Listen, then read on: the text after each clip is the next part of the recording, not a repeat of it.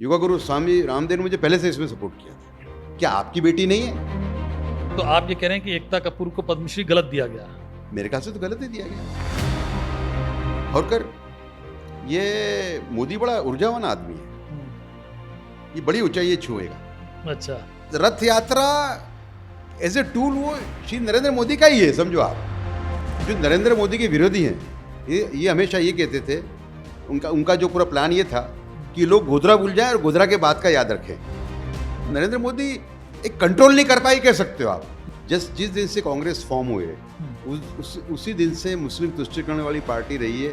छत्रपति शिवाजी महाराज ने अपने जीवन काल में 5 बार माफी मांगी औरंगजेब की। नमस्कार, मैं हूं पीयूष पांडे और आप देख रहे हैं द किस्सा। द किस्सा में आज एक ऐसी शख्सियत हमारे साथ हैं जो वरिष्ठ पत्रकार हैं, देश के सूचना आयुक्त रहे, मोदी के गवर्नेंस मॉडल पर जिन्होंने कई किताबें लिखी हैं और वीर सावरकर पर उनका विशद अध्ययन है। लेकिन आज उनसे खास बात इसलिए भी क्योंकि उन्होंने एक आंदोलन छेड़ा हुआ है जिसका असर अब जमीन पर भी दिखाई दे रहा है। लेकिन आज इस शख्स से यानी शख्सियत से बात किस्सों की शक्ल में होगी और यकीन जानिए कि बात बहुत खास होगी। सर, आपका बहुत बहुत स्वागत है आपका द किस्सा में। सर, पत्रकारों के बारे में एक बात कही जाती है कि once a journalist is always a journalist, चाहे वो जॉब करे या ना करे। तो मेरा पहला सवाल आपसे यही है कि आपकी लाइफ का सबसे मुश्किल असाइनमेंट आज तक की तारीख का क्या रहा है? वर्तमान में जो अभियान मैंने छेड़ा है जी, अश्लीलता के सामने जो अश्लीलता आ रही है फोन पे, ओटीटी के माध्यम से, सोशल मीडिया के माध्यम से, जो मेरी जो संस्था है save culture save Bharat foundation, उस संस्था ने साबित कर दिया है कि अधिकांश जो बलात्कार हो रहे हैं वो कंटेंट को देख के हो रहे हैं। तो ये विचार मुझे आया था 2004 में। जी, 2004 के अंदर एक जिस्म नाम की फिल्म आई थी जी, जिसमें बिपाशा बसु हीरोइन थी। John Abraham, Bipasha Basu. जी हाँ, वो अपने पति से दगा करती हैं, कोई बाहर संबंध बांध लेती है और बड़े गंदे गंदे सीन थे उस जमाने के स्टैंडर्ड के हिसाब से। जी, उस टाइम पे ये मुद्दा मैंने उठाया था एक राष्ट्रवादी फोरम में, लेकिन कुछ बात बनी नहीं। फिर इस पे मैं काम करता ही रहा, लेकिन मुझे कोई ज्यादा सफलता नहीं। 2018 में जब ओटीटी आया तो ये पूरा जो मसला है वो सांस्कृतिक आतंक के रूप में उभरा। जो ओटीटी आया, ओटीटी के ऊपर फिल्म बनने लगी, ससुर बहू का व्यभिचार, शिक्षक विद्यार्थी का व्यभिचार, भाभी देवर का व्यभिचार। तो मेरे मन में ये विचार आया कि अगर इस टाइप का अगर सामग्री आती है तो जो नुकसान अलाउद्दीन खिलजी, मोहम्मद तुगलक और जो विदेशी आक्रमणकार थे उन्हें जो अत्याचार किए थे, जिनका विस्तार में वर्णन है, उससे भी ज्यादा खतरनाक है ये लोग। वो हमारी संस्कृति को निपटा नहीं पाए। आप समझे? तो ये जब मुद्दा उठाया तो काफी मुझे जटिल लग रहा था, क्योंकि बॉलीवुड का इतना प्रभाव। अच्छा, ये जो ताकतें हैं, जो नेगेटिव ताकतें, और उसने वो भी बॉलीवुड के अंदर ही उनका एक मूल है। एक एक्ट्रेस के जो पति थे इस टाइप का बना रहे थे। आपका सनी लियोन पॉर्न एक्ट्रेस थी, है ना, वो मेन स्ट्रीम स्टार बन गए और बड़े एक्टर उसके साथ गले मिलते थे ओपनली। आप समझे?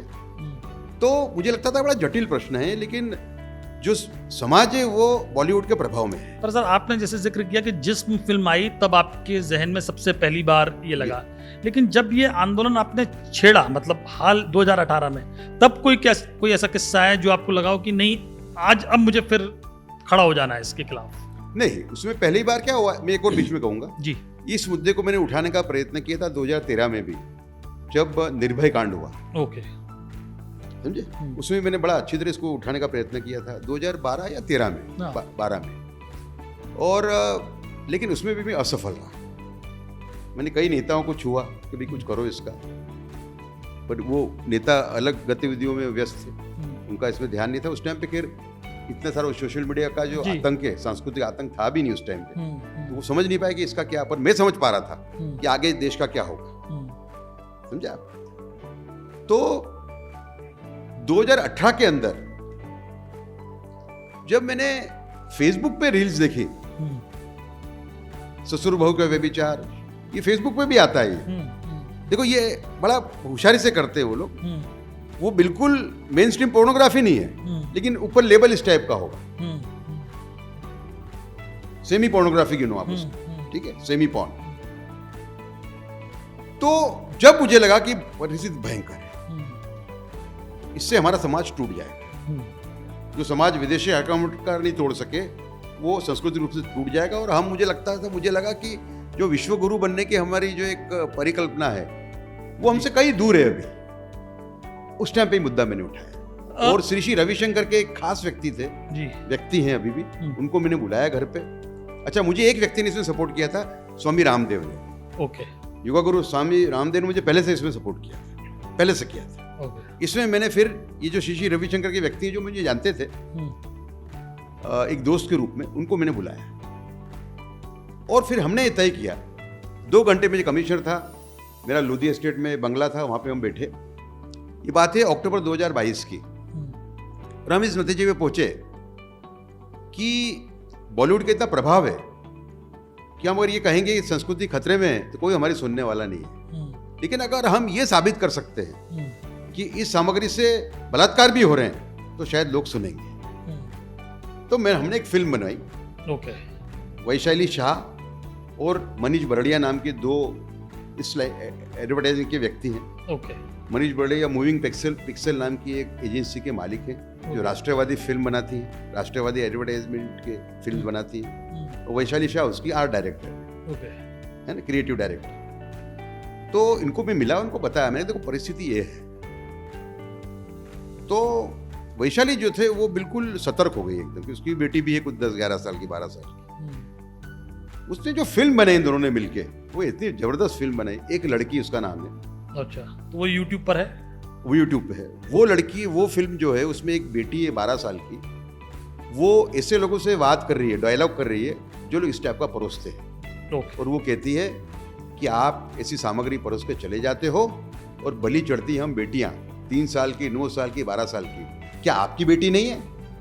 आप देश के विलन हो, आप देश के दुश्मन। हमने जो परिकल्पना की थी कि ऐसे परोसने वाले लोग देश के दुश्मन हैं, रेप को बढ़ावा देने वाले लोग हैं, वो हम इस फिल्म के थ्रू प्रूव कर पाए। और ये फिल्म जो है अभी तक 5-10 करोड़ लोगों ने देख ली। बहुत बढ़िया। अब वैसे तो मैं इस आंदोलन के विषय में बात के हिस्से में बात करना चाहता था आपसे, लेकिन चूंकि जिक्र शुरू में ही हो गया, तो आपने जो मुहिम छेड़ी उसकी वजह से कई सारे ऐप जो 25 ऐप हैं, उसमें एकता कपूर का भी बैन हुआ। जी, तो मेरा सवाल सर थोड़ा सा इसको अलग तरह से, कि एकता कपूर एक तो जानी मानी प्रोड्यूसर हैं बॉलीवुड की, कई सारी फिल्में, सीरियल, और दूसरी बात यह कि हाल के दिनों में उन्होंने सरकार से करीबी दिखाने की भी कोशिश की, या उनका आपके पास फोन नहीं आया कि भाई ये मुहिम छेड़ो, मत छेड़ो? तो ऐसा है कि मेरा जो व्यक्तित्व है पहले से जी, वो नो कॉम्प्रोमाइज का है। और मैं वीर सावरकर के नेशन फर्स्ट में मानता हूं। भले मेरा नुकसान हो जाए पर देश का नुकसान नहीं होना चाहिए। ये मेरी जो एक फितरत है या जो मेरा व्यक्तित्व है, ये लोग जानते हैं। पर आपको ये तो पता ही होगा ऐसे बहुत कम लोग हैं जिन्होंने मुझे खरीदने का प्रयत्न जीवन में किया हो। नहीं, वो तो खैर बिल्कुल ही अलग है, लेकिन आपको ये तो आइडिया होगा ही कि एकता कपूर सरकार से करीबी बनाने की कोशिश कर रही है। देखो, इसमें अपन ने एक ऐसा एक बनाया है पीयूष जी, कि इसमें कोई की शर्म नहीं भरने की। ये तो बिल्कुल पवित्र अभियान है। ये अभियान देश की संस्कृति को बचाने का अभियान है, ये देश की युवा पीढ़ी को बचाने का अभियान है, ये अभियान भारत को विश्व गुरु बनाने का अभियान है, महान देश बनाने का अभियान। तो इसमें कोई का मतलब ये अभियान सर्वोपरि है। ये भारत माता को समर्पित अभियान है। इसके अंदर कोई से डरने का नहीं अपने। और जो जिस परिस्थिति में इस सरकार ने उनको पद्मश्री दिया था, गलत स्टेप था, लेकिन ये मान लेना कि ये सरकार सब जानती थी इनके बारे में, वो फिर भी दे दिया। नहीं, तो आप ये कह रहे हैं कि एकता कपूर को पद्मश्री गलत दिया गया? मेरे ख्याल से तो गलत ही दिया गया, लेकिन सरकार अवगत नहीं थी। जैसे कि एक नेता को मैंने जब बताया ये कि एकता कपूर ये लोग क्या, विभू अग्रवाल के उल्लू ऐप वाले, वो क्या परोस रहे हैं, तो वो प्रमुख नेताओं को मालूम ही नहीं था। उन्होंने कहा, क्या बात कर रहे हो आप? उसके बाद में ये 25 बैन हुए हैं। तो देखिए, नेता व्यस्त रहते हैं और ये सरकार राष्ट्रवादी सरकार है। आप देखिए कि आज माओवाद का जो खतरा है वो 112 डिस्ट्रिक्ट से घट के सिर्फ 10 डिस्ट्रिक्ट में सिमट गया है। तो ये तो क्या काम करती सरकार है। तो शायद हो सकता है कि 2 मुद्दों पे उनका ध्यान नहीं गया हो सकता है। चलिए, इस आंदोलन के अलावा आपके पास इतनी किस्सों की पोटली है तो उसका जिक्र भी ज़रूरी है कि आपने सर गुजरात में रहते हुए नरेंद्र मोदी के गवर्नेंस मॉडल पर कई किताबें लिखी, आप इंडिया टुडे जैसे संस्थान के लिए लगातार लिखते रहे। तो मोदी जी से पहली मुलाकात का कोई किस्सा अगर आपके जहन में है? बड़ा दिलचस्प है वो जी। ये बात है 1987 की। 87? हाँ। जो भाजपा का कार्यालय था, मैं उस टाइम पे इंडियन एक्सप्रेस में था एज कॉरेस्पॉन्डेंट। भाजपा कार्यालय वहां से सिर्फ 3 मिनट की दूरी पे था। अच्छा, समझा? अहमदाबाद में। मेरे एक एक्टिंग चीफ रिपोर्टर थे किरीट भाई भट्ट, जिन्होंने मुझे इस फील्ड में एक तरीके से गुरु का रोल प्ले किया। मैं उनकी आइडियोलॉजी थोड़ी लेफ्टिस्ट टाइप के थे, वो उससे मैं ज्यादा एग्रीमेंट नहीं था, लेकिन वो थे बहुत ईमानदार आदमी, वो मेरे लिए आदर्श पुरुष थे। उन्हें कहा मुझे कि माहुरकर, एक बड़ा ऊर्जावान संगठन मंत्री आया है बीजेपी का, नरेंद्र मोदी, अपन चलो उसको मिलने चलते। हम गए था। नरेंद्र भाई उस टाइम पे बिल्कुल उम्र कम थी उनकी, बड़े जोश में थे एकदम। उन्होंने हमसे करीबन 20 से 25 मिनट बात की होगी, आधा घंटा हो सकता है। वो बात से इतने प्रभावित हुए किरीट भाई भट्ट कि जब जो ऑफिस था बीजेपी का वो पहले फ्लोर पे था, हम नीचे उतर रहे थे जब उन्होंने कहा कि माहुरकर, ये मोदी बड़ा ऊर्जावान आदमी है, ये बड़ी ऊंचाई छुएगा। अच्छा। फिर मुझे याद है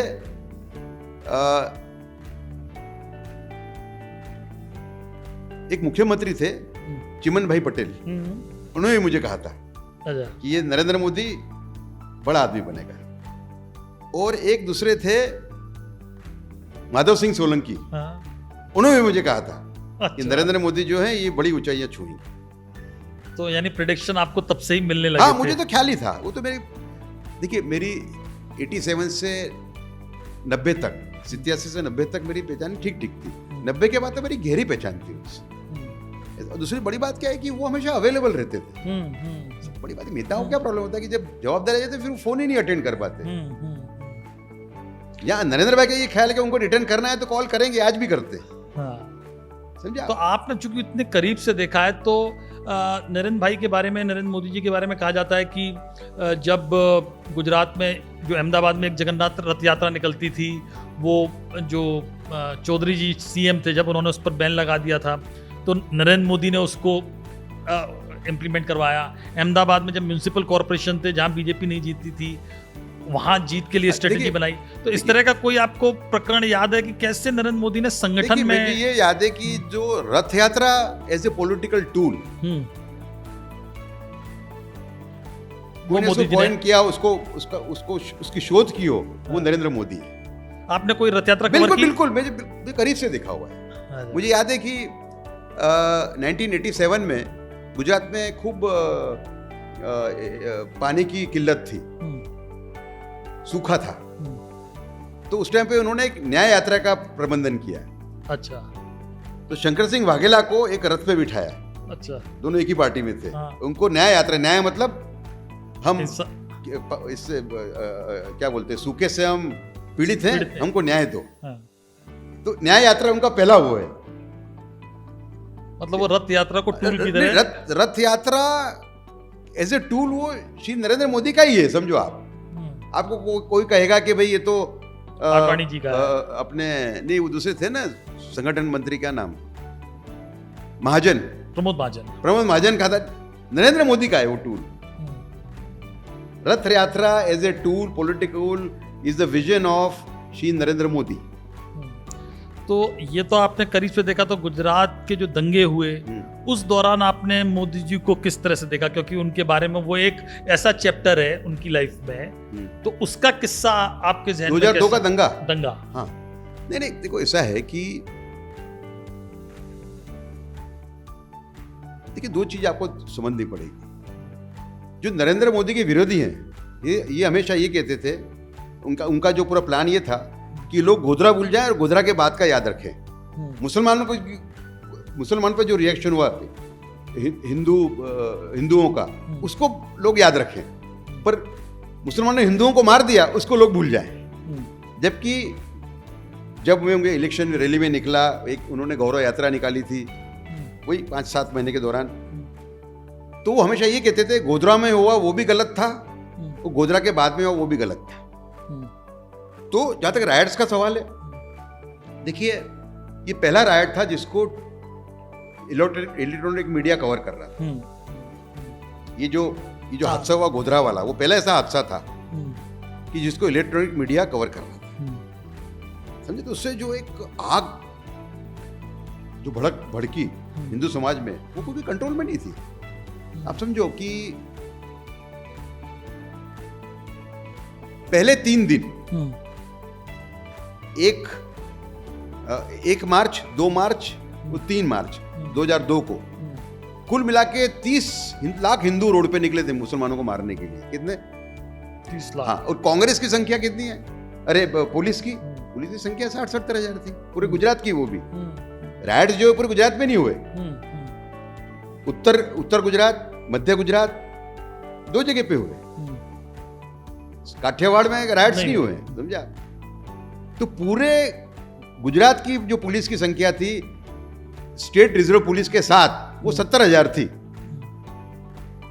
जबकि सिर्फ मध्य गुजरात और उत्तर गुजरात में 30 लाख लोग निकले थे बाहर 3 दिन में। यानी आपका एनालिसिस ये रहा कि लोग इतने आक्रोशित थे कि वो खुद ही सड़क पर थे और उनको रोकना, देखिए, ऐसा था, उतना संभव नहीं था। कुछ अफसरगण था, उन्होंने ये कहा कि इनकी डेड बॉडी आप यहाँ मत आन दीजिए। अच्छा। कहाँ? अहमदाबाद, वहीं उनका अंतिम संस्कार करते। ये पॉसिबल नहीं था। आज एक भाजपा का मुख्यमंत्री, हाँ, हिंदुओं को इतनी बुरी तरह से मार दिया गया हो, और आप उनको कहो कि नहीं राइट्स न हो, वो प्रयत्न करेंगे वो, लेकिन उनको ये कहा जाए कि आप उनकी बॉडी में जान दो फैमिली तक, वो तो नहीं हो सकता। ये कुछ लोगों ने प्रयत्न किया, वो उन्होंने ना बोल दिया था। लेकिन उन्होंने पुलिस की मदद मांगी, उन्होंने मध्य प्रदेश गवर्नमेंट से मांगी, उन्हें महाराष्ट्र गवर्नमेंट से मांगी, दोनों जगह कांग्रेस थी। आर्मी का उन्होंने कहा। तो नरेंद्र मोदी एक कंट्रोल नहीं कर पाई, कह सकते हो आप। तो जानबूझ के उन्होंने राइट्स करवा दी, ये तो बात बिल्कुल गलत बात थी। मैं वही सोच रहा हूँ कि कंट्रोल इसलिए नहीं कर पाए क्योंकि बस इतना जी मतलब इतना रिसोर्सेज ही नहीं थे कंट्रोल करने के। क्योंकि आपका अनुभव इतना लंबा है कि अगर नरेंद्र मोदी पे बात करने चले तो नरेंद्र मोदी एक सब्जेक्ट है।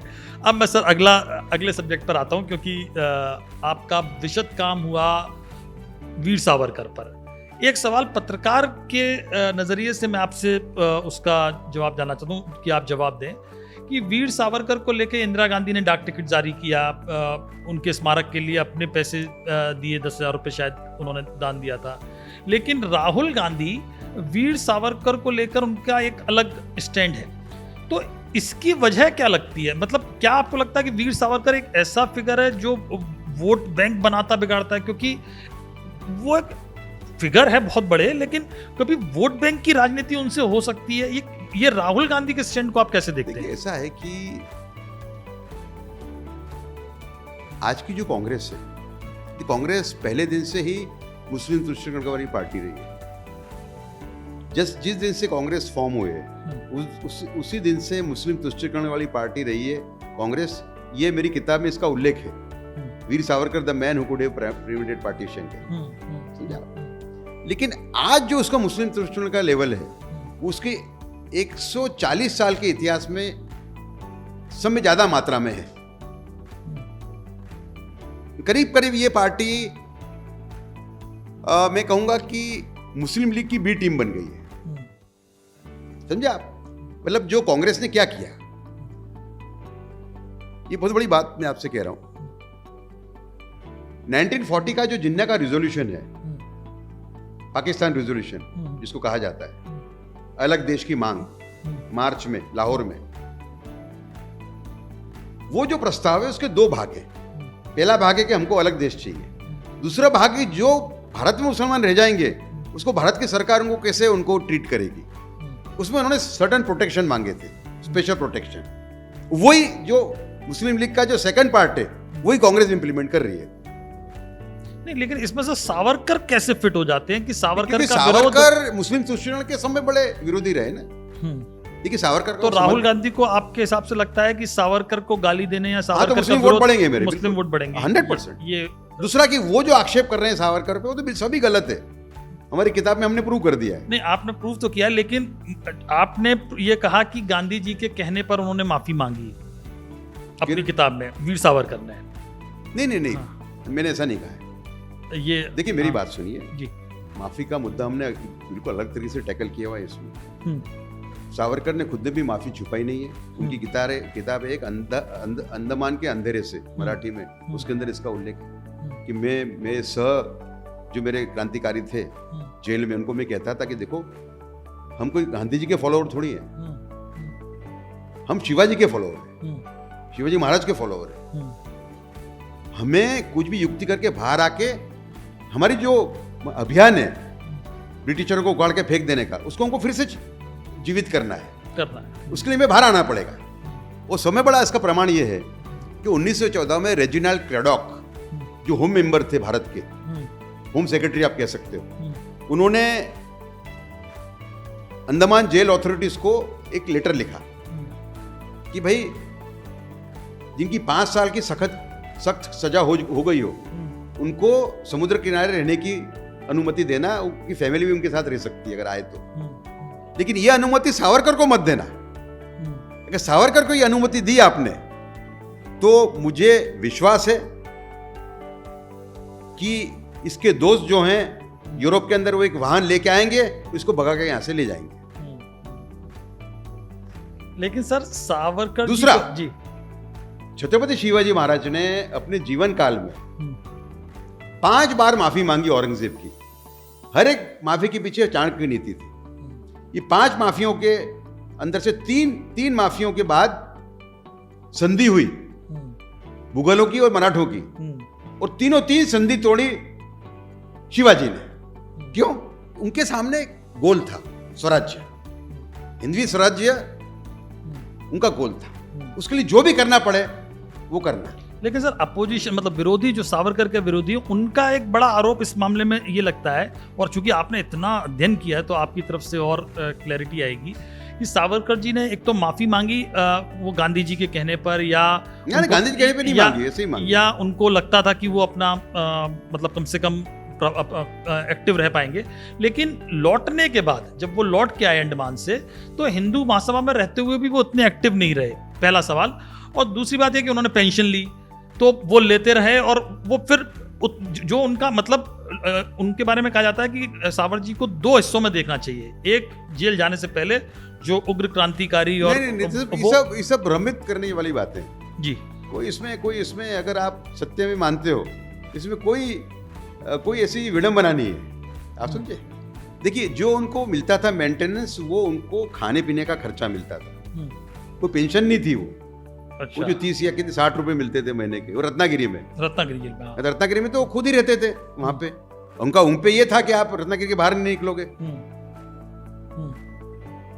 तो वो तो नजर कैद में ही थे, तो उनका मेंटेनेंस का खर्चा था, इसको आप पेंशन कैसे बोलते हो? एक बात समझा। दूसरा आप क्या पूछ रहे थे? मतलब, और दूसरा ये कि उन्होंने उतने एक्टिव नहीं रहे लौट के आने के। बिल्कुल गलत बात है ना, एकदम गलत बात है। वही तो हमारी किताब है भाई, Veer Savarkar the man who could have prevented partition. वो तो किताब ही इस पे है। वो किताब ये साबित करती है कि वीर सावरकर जो हैं उन्होंने भारत की विभाजन की भविष्यवाणी 1937 में कर दी थी, 10 साल पहले। चाइना, आसाम, पाकिस्तान, ये सभी खतरों की भविष्यवाणी उन्होंने पहले कर दी थी। तो हमने कहा है कि वीर सावरकर, अगर महात्मा गांधी हमारे देश के राष्ट्रपिता हैं, तो वीर सावरकर हमारे देश के राष्ट्रीय सुरक्षा के पितामह हैं। क्योंकि जो भी आपत्तियां आई भारत में 77 साल में, वो सभी आपत्ति नेशनल सिक्योरिटी फ्रंट पे, राष्ट्रीय सुरक्षा के मोर्चे पर। हाँ, फ्रंट पे, वो सभी की भविष्यवाणी उन्होंने कर दी थी। उसको तो आप नॉस्ट्राडेमस भी बोल सकते हो, हमारी राष्ट्रीय सुरक्षा के नॉस्ट्राडेमस, ये भी कह सकते हैं। सावरकर जी पे तो आपने सावरकर देखिए, सावरकर 1944 तक तो एक्टिव ही थे, 43 तक। वो तो बाद में उनकी तबीयत खराब हुई, बाकी उन्होंने तो पूरे देश का भ्रमण किया हुआ है। ये आपको ठीक करना चाहिए। देखिए मेरी बात सुनिए जी। वीर सावरकर पे सभी बंदिशें उठाई गई 1937 में। सुभाष चंद्र बोस, अच्युतराव पटवर्धन और एसएम जोशी ऐसे 3 कांग्रेस के नेताओं ने उनको न्योता दिया कि आप कांग्रेस में आइए, कांग्रेस को बल मिलेगा। मेरा ऐसा मानना है कि वही संपूर्ण अहिंसा के मुद्दे पे उनके जो झगड़े चल रहे थे गांधी जी के साथ, उसको लेकर उनको लगा कि अगर सावरकर अगर कांग्रेस में आते हैं तो सावरकर का को साथ मिलेगा, बल मिलेगा। ठीक है, सावरकर ने ना कह दिया। सावरकर ने ये कहा कि कांग्रेस जो है वो हिंदू हकों का हनन करके मुस्लिम तुष्टीकरण कर रही है, उस पद पे इतनी आगे बढ़ चुकी है कि उसका वापस आना नामुमकिन।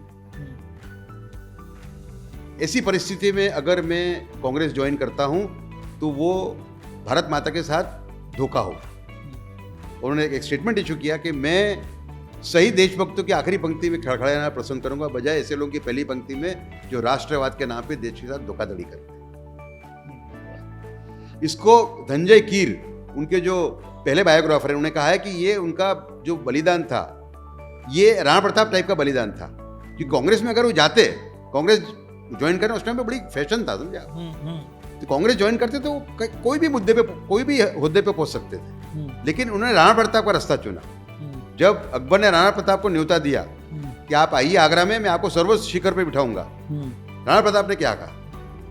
अच्छा, उनके भाई, उनके जितने भी रिलेटिव हैं, सगे संबंधी, सब जुड़ चुके थे करीब करीब सभी अकबर को, फिर भी उन्होंने नहीं गए, समझा। तो अच्छा, उसके बाद में उन्होंने पूरे देश का भ्रमण किया। उन्होंने 1937 दिसंबर से लेके 1942-43 तक उन्होंने पूरे देश का भ्रमण किया, लोगों को समझाया, कांग्रेस के नेताओं को कहा कि आप समझो विभाजन की तरफ आप बढ़ रहे हो, ये एक राक्षस है, मुस्लिम लीग का जो ये पूरा ये राक्षस है, इसको जितना आप पोसोगे उतना डसेगा, उतना ये बड़ा होगा। आपको तुष्टीकरण तुरंत बंद करना होगा। सावरकर जी के बारे में इतना अध्ययन किया आपने, किताब जो लिखी, तो कोई ऐसा किस्सा आपको याद आता है जो आम लोगों को नहीं पता? क्योंकि आम लोगों के बारे में मतलब 4-5 किस्से हैं सावरकर जी के, जो एक, चाहे वो माफी की बात हो, चाहे उनका जहाज से कूद के भागने का प्रयास हो, जो उनकी कहानी है, ये बात या 1857 की किताब है जो बयान मैंने किया, कांग्रेस ने उनको न्योता दिया था। हाँ। तो ऐसा कोई और, मतलब मैं, चूंकि आपने इतनी पूरी किताब ही लिखी है तो... जैसे कि देखिए, एक वस्तु का उल्लेख मेरी किताब में नहीं, लेकिन मैं आपको कह दूं कि उन्होंने उर्दू सीखी, उनकी उर्दू कविता का भी संग्रह है एक।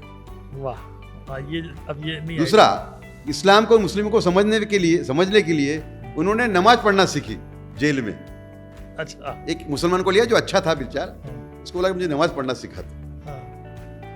और उनका जो परिवर्तन हुआ हिंदुत्व की तरफ कैसे हुआ, उन्होंने देखा कि वहां पे मुसलमान कैदी, मुसलमान जेल के अधिकारी मिलके हिंदुओं की जो मानसिक हालत खराब होती थी वहां पे, उस टाइम पे काला पानी आने टाइप से आप डिप्रेशन में चले गए, उनको वो कन्वर्ट करते थे इस्लाम में। ओके, ये स्टार्टिंग पॉइंट है उनका। और दूसरा, जो 1920 में जो मोपला पूरा जो हुआ, जो अत्याचार हुआ हिंदुओं और क्रिश्चियनों पे केरला में, उसकी भी जानकारी उनको मिलती थी। भाई, हिंदुत्व मूवमेंट पूरा, वो सावरकर की किताब हिंदुत्व हो, वो डॉक्टर हेडियर का निर्णय हो आरएसएस शुरू करने का, इसका सबका लेना देना है मुपला वाले मुद्दे से।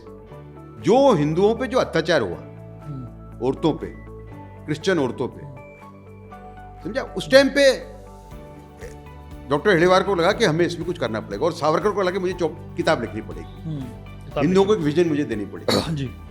दूसरी बात जो बहुत कम लोग जानते हैं, जो मैं मानता हूं कि जो डॉक्टर हेडगेवार ने आरएसएस स्थापना करने का जो निर्णय लिया, उसके अंदर सावरकर का भी रोल था, ऐसा मैं मानता हूं। क्योंकि उसके 1 साल पहले दोनों की मुलाकात हुई थी रत्नागिरी में। सावरकर छूट के आ गए थे रत्नागिरी के अंदर,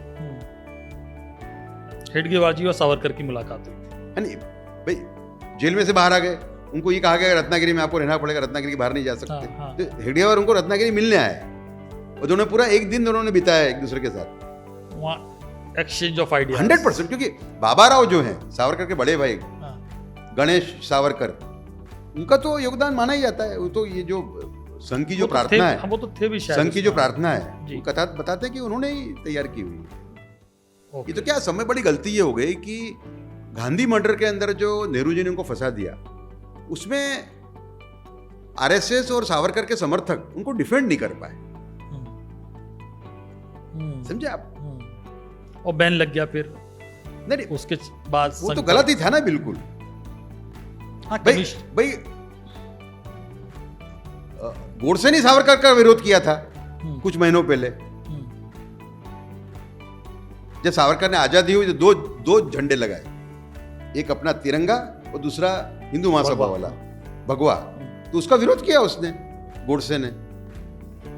संपर्क थे दोनों के, संपर्क में थे दोनों, लेकिन गोडसे ने विरोध किया उनका, सावरकर का। समझा? तो अच्छा, दूसरा कि दिगंबर बड़गे, जिसके स्टेटमेंट सावरकर को अरेस्ट किया गया 1978 में, 30 साल के बाद। मनोहर मालगांवकर नाम के एक लेखक हो, बहुत बड़े, उन्होंने किताब लिखी है the man who killed Gandhi. बड़ी रोचक किताब है। अच्छा, वो कोई आरएसएस के आदमी नहीं थे। उन्होंने लिखा कि मैं बड़गे को मिलने गया, तो बड़गे ने कहा कि मैंने तो स्टेटमेंट सरकार के कहने से दिया हुआ है। भाई सर, आपने लगभग 40 साल मीडिया में गुजारे हैं, आपने हर दौर देखा है मीडिया का, तो आपको क्या लगता है कि मीडिया की क्रेडिबिलिटी हाल के दौर में, हाल क्या पिछले कई सालों से लगातार कम हुई है, तो उसकी बड़ी वजह आपको क्या लगता है? बड़ी वजह है commercialisation of the media field. उसका बड़ी वजह ये है, एक पूरा उसका एक कॉमर्शियलाइजेशन हो चुका है। समझा? एक सामग्री के रूप में मीडिया को देखा जाता है। और वो जो मीडिया चलाने वाले हैं वो भी, और जो मीडिया में काम करने वाले हैं वो भी, मतलब पत्रकार भी। मतलब आप अपने दौर को याद करें तो आप जिस भावना से शायद मीडिया में आए होंगे, आज बच्चे उस भावना से नहीं आ रहे। आज वो पहले दिन से ही एंकर बनने, रिपोर्टर बनने की इच्छा के साथ आ रहे हैं। बराबर है। आपके देखो, एक बड़ा जो एक अभिशाप है वो है टीआरपी का। कराची, जैसे आपने बताया कि भाई कराची पे कब्जा हो गया है ना, तो दूसरा भी चेक करे बिगर ही उसको कर देगा कभी, ऐसा भी होता है। बिल्कुल बिल्कुल। तो ये टीआरपी का बड़ा बिजनेस है। इसमें कोई ऐसा एक मैकेनिज्म सरकार को लाना चाहिए जहां मतलब सेंसरशिप न लाते हुए कि कम से कम क्रेडिबिलिटी का मामला सुलझना चाहिए। लेकिन आपको लगता है कि इस वक्त सबसे, जो आपका पूरा 40 साल की आप दौर देखें, सबसे कम है विश्वसनीयता मीडिया की है? हाँ, ऐसे ही देखिए ना आप, एक तो जिस पार्टी को आप समर्पित हो उस पार्टी की क्रिटिसिज्म भी नहीं कर रहे हो। अभी क्या तरीका है ये? भाई हर एक आदमी का आइडियोलॉजी होती है। जैसे मेरी आइडियोलॉजी हमेशा आरएसएस के करीब रही है, सावरकर के करीब रही है। लेकिन जब रिपोर्टिंग करना पड़ता है तब तो मुझे ईमानदारी से करना पड़ेगा ना भाई। दूसरा कि मेरा नेता है वो कोई गलती ही नहीं कर सकता, ऐसे कैसे हो सकता है? ठीक बात है। नेशन फर्स्ट किसको बोलते हैं? तो अभी मैंने एक लेक्चर डिलीवर किया था, role of media in nation building, Gayatri Parivar के मंच से हरिद्वार में। वहां मैंने कहा था कि एक नेशन फर्स्ट, जो सावरकर वाला नेशन फर्स्ट है कि राष्ट्र सर्वोपरि है, बाकी सब सेकेंडरी है, वो भावना जो मीडिया इंस्टीट्यूट्स हैं वहां पे एक चैप्टर होना चाहिए उसको। समझा? एक पहले से अगर ये मन में डाला जाए तो कुछ फर्क पड़ सकता है। ओके। अब सर कुछ सवाल मैं आपसे जुड़े हुए करना चाहता हूँ पर्सनल। आपके बारे में पढ़ रहा था तो आपने एक जगह जिक्र किया कि आपके पूर्वज पानीपत के युद्ध में उन्होंने लड़ाई लड़ी थी, तो वो क्या किस्सा है? किस रोल में थे, क्या किया? आपको वो बात रोमांचित करती है कि पानीपत के युद्ध में पूर्वजों ने लड़ाई लड़ी? माहुरकर जो वंश है वो असल में सोलंकी वंश है। अच्छा। राजपूत में जो सोलंकी बोलते हैं, जी जी जी, गोत्र भी हमारा भारद्वाज है। यहाँ के जो उत्तर भारत के सोलंकी हैं या राजस्थान के, उनका सबका गोत्र एक ही रहता है, भारद्वाज। सोलंकी और बघेल एक ही है, ठीक है। हमारा जो गांव है वो पूना से 60 किलोमीटर, इसका नाम है माहौर। इसके लिए हम लोग इसको हमारा सरनेम माहौरकर हो गया, वरना हमारा सरनेम में माहौरकर। वहाँ पे सोलंकी का उच्चारण होता है महाराष्ट्र में साळुंके। ओके, साळुंके सरनेम है बहुत। हाँ, वही सोलंकी है। मेरे पूर्वज भिखाजी राव वो पेशवा दफ्तर में सरदार थे, मतलब पेशवा के डायरेक्ट अंडर थे। तो सदाशिवराव भाऊ जब आए तो उनके अंडर वो यहाँ पे आए थे पानीपत। वो जख्मी होके वापस गए। और फिर उन्होंने एक बहुत बड़ा उनकी लड़ाई है,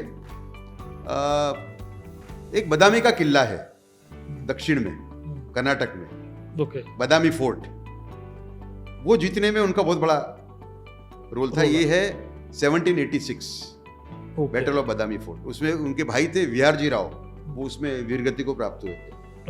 हाँ, और उसके बाद में उनके 3 चिरंजीव, सुल्तान राव, संताजी राव और फकीरजी राव, ये तीनों उत्तर भारत में महाजी सिंधिया के साथ आ गए 1782-84 के आसपास, समझा। और फिर हम लोग बस गए यहाँ पे ग्वालियर के अंदर। और ग्वालियर के बाद में आज़ादी के बाद हम लोग चले गए बड़ौदा। बड़ौदा में मेरी जो दादी थी, उनके जो काका थे वो सयाजीराव गायकवाड़ नाम के बहुत बड़े एक शासक हो गए बड़ौदा के। उनके वो सेनापति थे आर्मी के। और जैसे अकबर नवरत्न करते थे, ऐसे सयाजीराव राजरत्न की पदवी देते, तो राजरत्न भी थे जी।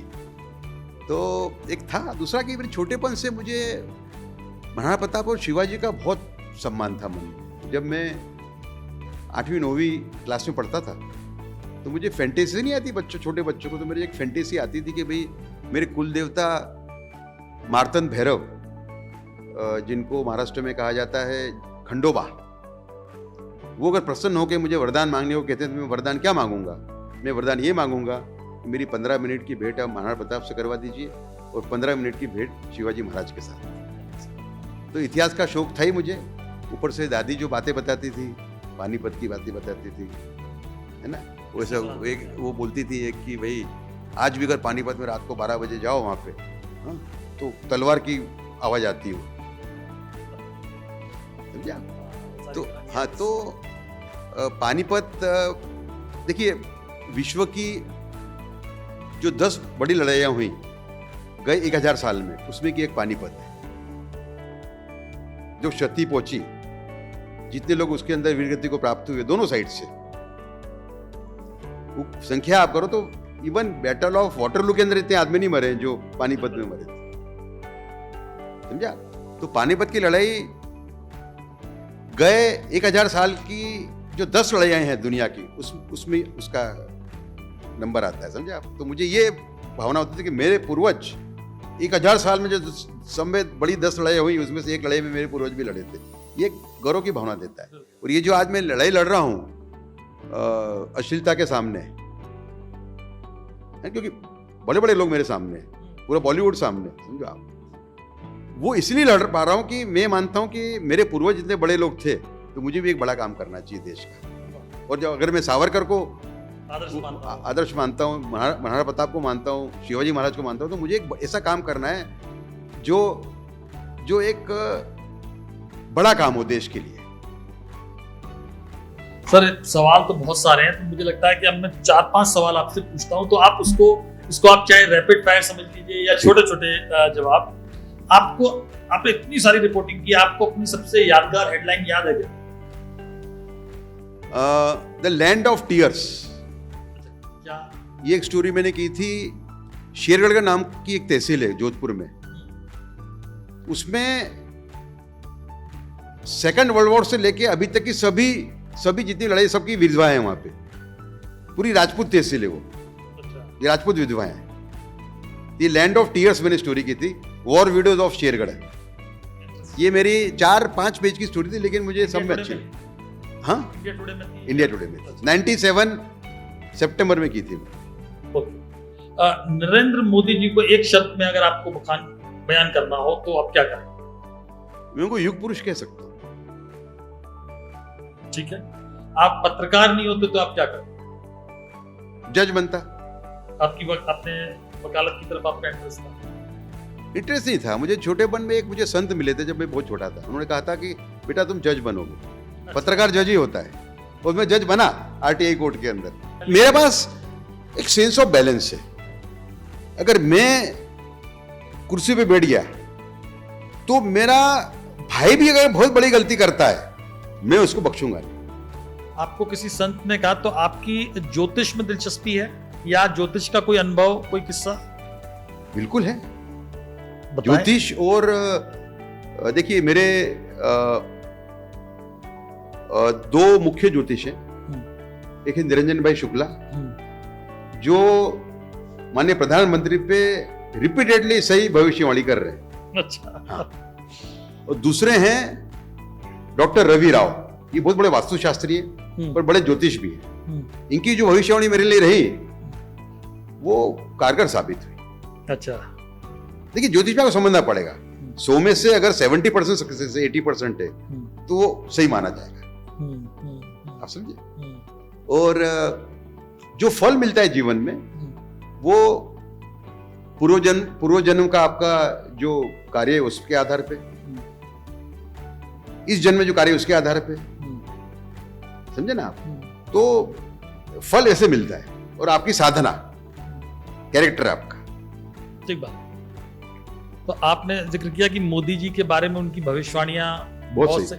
तो अब क्या भविष्यवाणी है जो देखिए नरेंद्र मोदी जी के मुकाबले का कोई नेता, मतलब मैं तो अभी भी नहीं मानता हूं। चार गलतियां उन्होंने की होगी, जैसे कि जब 240 सीट आई लास्ट ईयर, तो मुझे अर्नब गोस्वामी ने ये पूछा स्टूडियो के अंदर, स्टूडियो में था, कि आपको क्या लगता है इतनी सीट कम क्यों आई? मैंने कहा मल्टीपल रोल हो सकते, मल्टीपल कारण हो सकते हैं। दो मुख्य कारण, एक ईडी और सीबीआई का जरूरत से ज्यादा उपयोग सिर्फ विरोध पक्ष के सामने, और उनमें से जो सरेंडर हो गया उसके केस बंद कर देना, जिसको वॉशिंग चार्ज कहा जाता है। ये दो मुख्य कारण है जिससे कि बीजेपी के जो फॉलोइंग है वो कम हुई। लोगों को लगा कि बीजेपी और कांग्रेस में फर्क नहीं, वैसा नहीं है। लेकिन ये अगर नहीं किया होता तो बीजेपी की परिस्थिति बहुत ज्यादा अच्छी। तीन कारण थे कि ये दो, और तीसरा वो जो झूठ चलाया था कांग्रेस ने, कॉन्स्टिट्यूशन चेंज कर देंगे, 3 बजे से इनकी सीट कम आई। तो सर, तो आखिरी सवाल ये कि अब चूंकि आपका एक आंदोलन चल रहा है, इसी में आप अपना ध्यान केंद्रित किए हुए हैं या कोई और नया एजेंडा आपका है? अभी तो यही है। ये तो इसमें आप क्या अचीव करना चाहते हैं? सारे ऐप बैन करना, मतलब क्या आपका गोल क्या है? जहां से गंदगी आ रही है वो नल पूरी तरह से बंद हो। इसमें जरा 2-4 मिनट बोलना चाहूंगा। जी। देखिए हमने साबित कर दिया है कि जो बलात्कार हो रहे हैं उसका मुख्य कारण ये है। बलात्कार बड़े घिनौने हो रहे हैं, मतलब स्लम्स के अंदर तो रोज हो रहे हैं। गए 6 महीने के अंदर 15 केस ऐसे हैं जहां भाई ने बहन पे बलात्कार किया हो पोर्नोग्राफी देखने के बाद। 10 केस ऐसे हैं जहां बाप ने बेटी पे किया, और एक केस ऐसा है राजस्थान का जहां एक बेटे ने शराब पी के और पोर्नोग्राफी देखे अपनी मां पे बलात्कार किया। बोलो आप। और जो स्लम है, झुग्गी झोपड़ी है, वहां पे तो ये रोज हो रहा है। छोटे बच्चे पे कर रहे हैं, कभी सुना नहीं होगा आपने। तो ये देश की समय बड़ी समस्या है। अगर हमने 2047 में महान देश बनने का एक लक्ष्य रखा है तो कोई के मन में शंका नहीं कि हम 2047 नहीं 2037 में ही हम आर्थिक महासत्ता होंगे, वैज्ञानिक महासत्ता होंगे, सैनिकी महासत्ता होंगे, पर क्या हम सांस्कृतिक रूप से कंगाल देश होंगे? ये हमें सोचना पड़ेगा। दूसरा कि हमने 11 साल में कई प्रतिज्ञाएं ली श्री नरेंद्र मोदी के नेतृत्व के तले कि भाई इस क्षेत्र में नंबर 1 बनेंगे। हम नंबर 1 बन गए। आज भारत दुनिया की सबसे बड़ी डिजिटल पावर है। बाहर से लोग जो आते हैं, फॉरेन के उद्योगपति अमेरिका के आते हैं, डिप्लोमेट्स आते हैं, पूछते भी आपने किया कैसे है? हमें एक और प्रतिज्ञा लेनी पड़ेगी कि हम विश्व के पहले विकृत सामग्री मुक्त देश बनेंगे। India will be the first forwarded country free nation in the world. ये पॉसिबल है। और ये देखिए, ये राष्ट्रवादी सरकार है। अगर ये नहीं कर पाती तो कोई नहीं कर पाएगा, समझा। और ये डिफिकल्ट नहीं है बहुत। देखिए, खाड़ी के देशों में जो हमारे यहाँ गंदगी आ रही है उसके मुकाबले सिर्फ 15% आ रही है। सिंगापुर में 15% आ रही है। कानून की वजह से। कानून है, अलग अलग स्टेप्स लिए उन्होंने। हम ये चाहते हैं कि एक टेक्नोलॉजी का उपयोग हो।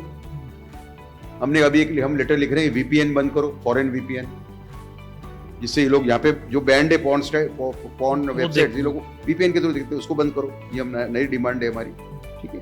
दूसरा कि जो फॉरेन कंट्रीज हैं, वेस्टर्न कंट्रीज, वहाँ 16 कंट्रीज में लॉ आ चुका है कि 16 साल के नीचे के बच्चे सोशल मीडिया नहीं देखेंगे या तो पोर्नोग्राफी नहीं देखेंगे। उनको एक प्रूफ दिखाना होगा, या फिंगरप्रिंट का प्रूफ है या तो कोई एज प्रूफ वो दिखाना पड़ेगा, तो ये खुलेगी साइट, बाकी नहीं खुलेगी। डेनमार्क ने कल फोन ही बंद कर दिया है बच्चों के लिए। 16 साल के नीचे के बच्चों के लिए फोन ही बंद कर दिया, समझे। तो हमें इच्छा शक्ति चाहिए, हमें समझना पड़ेगा। देखिए, हमारे जो संत हो गए, विवेकानंद हो, श्री अरबिंदो हो, मेरे गुरु स्वामी प्राणवानंद जी हो, ये सभी संतों ने भारत की महान देश बनने की भविष्यवाणी की। उसके अंदर कोई रोड़ा आ रहा है, क्या हमारी जवाबदारी नहीं कि उस रोड़े को दूर करें। स्कूल के अंदर हम प्रतिज्ञा करते थे कि सभी भारतीय मेरे भाई बहन, आपको याद होगा। हमें संवेदना होनी चाहिए कि हमारे भाई और बहन बिगड़ रहे। परिस्थिति बहुत गंभीर है। जो नासिक का किस्सा है, एक डॉक्टर है, उसका बच्चा पीछे पड़ गया कि मुझे आप हॉस्टल में डालिए। पापा को ये लगा कि घड़ी घड़ी ये मुझे प्रेशर कर रहा है, इसका मतलब शायद ये गे लगता है। उसने उसको भेज दिया एक साइकोलॉजिस्ट के पास। साइकोलॉजिस्ट जो निकलवाया उससे, वो तो बड़ा भयंकर था। उसने साइकोलॉजिस्ट को ये कहा कि मैं इतना बड़ा पॉर्न का एडिक्ट हूं कि मेरी माँ और मेरी बहन के अंदर भी वैसी फिगर मुझे दिखती है, और मुझे मालूम है कि ये पाप है, ये विचार मुझे ना आए, इसके लिए मैं घर से बाहर जाने का ऊपर। गंभीर परिस्थिति, समझा। ये भारत की समय बड़ी समस्या है, समझा। कोई इसके बारे में बात नहीं कर रहा, ये अलग बात है। समय बड़ी समस्या है और इसमें हम खत्म हो जाएंगे। मैं फिर से कह रहा हूं कि जो नुकसान विदेशी आक्रमणकारों ने नहीं किया, वो नुकसान ये लोग कर रहे हैं। इसके लिए हमने 2-3 सुझाव दिए हैं। एक तो मैंने वीपीएन की बात की आपसे, एक ये लॉ 18 साल के नीचे के बच्चे ना देख सके, ठीक है। दूसरा, एक ऐसी व्यवस्था हो कि जो भी पॉर्न साइट वो कर रहा है एक्सेस, उसको तुरंत वो आ जाए एक SMS कि आपने इस साइट को अभी एक्सेस किया। मतलब उसको याद रहे कि सरकार देख रही है हमको, सरकार के पास रिकॉर्ड हो उसका, समझा। दूसरा, 2 चीजें हैं। एक हमने कहा है कि indecent representation of woman act, indecent representation of woman into bracket prohibition act, उसको सख्त किया जाए। 5 साल की सजा है उसके अंदर, उसको 10 साल की जाए, 3 साल तक बेल ना मिले। कोई ने मुझे कहा कि 3 साल तक बेल नहीं मिलने का प्रावधान तो टेररिस्ट का है। मैंने कहा ये सांस्कृतिक आतंकवादी है, समझा। तीसरा हमने कहा है, जो मेरा परिकल्पना है, कई लोग उससे एग्री नहीं होते, संत सब एग्री होते हैं, कि एक लॉ ऑफ एथिक्स कोड बने सभी ऑडियो विजुअल फिल्म के लिए। वो अपने प्रीएम्बल में ये कहे कि जो नुकसान विदेशी आक्रमणकारों ने देश को नहीं किया, वो नुकसान तुम लोग इस टाइप का नग्नता परोस के कर रहे हो, तुम रेप को बढ़ावा दे रहे हो, ठीक है। तो उसमें एक मर्यादा तय की जाए, सीन की, थीम की, कपड़ों की और भाषा की। उसका कोई भी उल्लंघन करता है, producer, director, actor, actress, story writer, photographer, distributor, broadcaster, उसमें मुकदमा चलेगा, 6 महीने में ट्रायल होगी और उसको 10 से 20 साल की सजा होगी। इसको कोई मानने को तैयार नहीं है इस बात को, लेकिन संत सब एग्री है। संत बोलते होना चाहिए। पर आपकी कोशिश जारी, कोशिश नहीं, हमको इसमें सक्सेस मिलने वाला है जी। देखिए, ये जो पूरा अभियान है, इसको मां चामुंडा, महाराणा प्रताप और छत्रपति शिवाजी महाराज, इन तीनों का आशीर्वाद है। ये इसको सफलता मिलने ही वाली है साहब, मान के चलो। चलिए, हमारी शुभकामनाएं, क्योंकि आपने एक लेवल तक तो सफलता अर्जित कर भी लिया। आपने कई सारे ऐसे ऐप्स पर बैन लगवाने में सफलता पाई जो अश्लीलता का प्रचार प्रसार कर रहे थे। सर, आपसे बात करके बहुत आनंद आया, क्योंकि इतने सारे मुद्दों पर आपसे बात मैंने की और मुझे लग रहा है कि जैसे सावरकर पर बात करने की और इच्छा थी, और मैं, चूंकि आप तो इतिहास में झांकते रहे, तो मुझे गांधी और सरदार पटेल इन सब मुद्दों पर भी बात करने की इच्छा थी। लेकिन आज की बातचीत को विराम देते हैं, कभी और आपके संग बात करेंगे तो जो ऐतिहासिक पात्र हैं, क्योंकि आपकी इतिहास में दिलचस्पी है, इससे इतर हम उन मुद्दों पे बात करना चाहेंगे। फिलहाल आप द किस्सा के स्टूडियो में आए, बहुत बहुत धन्यवाद सर। खूब धन्यवाद आपका। Thank you sir.